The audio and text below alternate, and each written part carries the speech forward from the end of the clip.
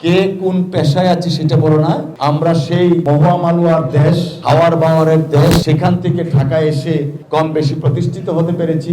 আমরা রাজনীতিবিদ হই, সমাজকর্মী হই, বিজনেসম্যান হই, সাংবাদিক বৃন্দ হই, যারাই যাই কিছু থাকি না কেন, আনফরচুনেটলি আমাদের মধ্যে যে একটা ঐক্য বা একটা সম্প্রীতি অন্যান্য জেলার তুলনায় কিছুটা হলেও অভাব রয়েছে।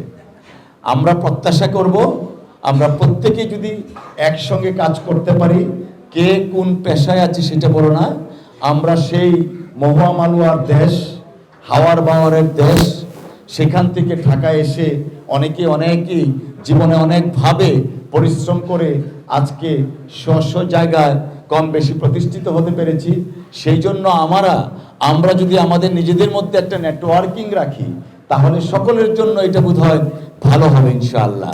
তা আমি প্রত্যেকের কাছে অনুরোধ জানাবো, আসুন আমরা সবাই শ্রেণী, মত, পদ, পেশা ভুলে গিয়ে নেত্রকোনার সন্তান হিসাবে একে অন্যের সাথে একটা নেটওয়ার্কিং গড়ে তুলি, যেন আমরা আমাদের আনন্দকে যেমন শেয়ার করতে পারবো, ঠিক দুঃখের সময় একজন আরেকজনের পাশে দাঁড়াতে পারবো।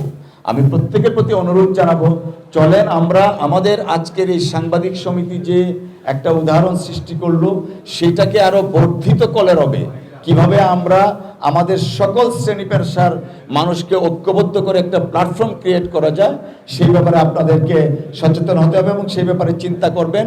এবং আপনাদের যে কোনো স্টেপের সাথে আমার মানসিকভাবে এবং সার্বিক সহযোগিতা থাকবে। আমি চাই নেত্রকোনার শ্রেণী পেশার সকল মানুষকে নিয়ে একটা প্ল্যাটফর্ম আপনারা ক্রিয়েট করেন।